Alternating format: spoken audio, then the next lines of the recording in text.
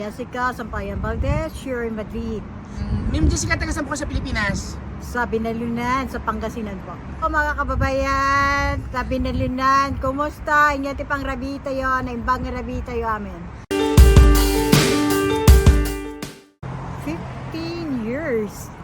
Going to 15 years. Unang-una, nagustuhan ko dito sa Vistalar International, ang dami niyang project. Luzon, Visayas, Mindanao, at isa pa, ang Vistalar kasi is the largest home builder sa Pilipinas. Kahit na kung saan gusto ng client, pwede mo siyang ibigay. Affordable price, meron tayong project na pwedeng ibigay. Mag-8 years na ako dito sa Vistalar International. Ang laki ng kinikita ko dito. Hindi ako magtatagal dito kung wala akong kinikita. Mas malaki pa yung naiipon ko dito kaysa yung sinasahod ko na tinatrabaho ko ng isang buwan. Bumili ako ng project dito kay Vistalar at yung pinambabayad ko galing din kay Vistalar. So walang lumalabas sa akin.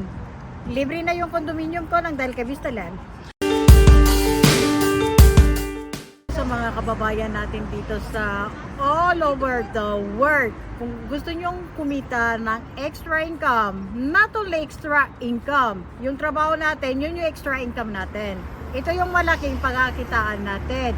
Pwede kayong makijoin sa amin, mag-umpisa tayo sa mababang posisyon hanggang pataas at aaralin natin na mabuti para hindi tayo magkamali. At ang Vistalar is the real, hindi siya scammer. Mga kababayan natin dito sa Madrid, huwag tayong masyadong bumibili ng mga luho. Ang bili natin, yung bahay panghanap buhay natin.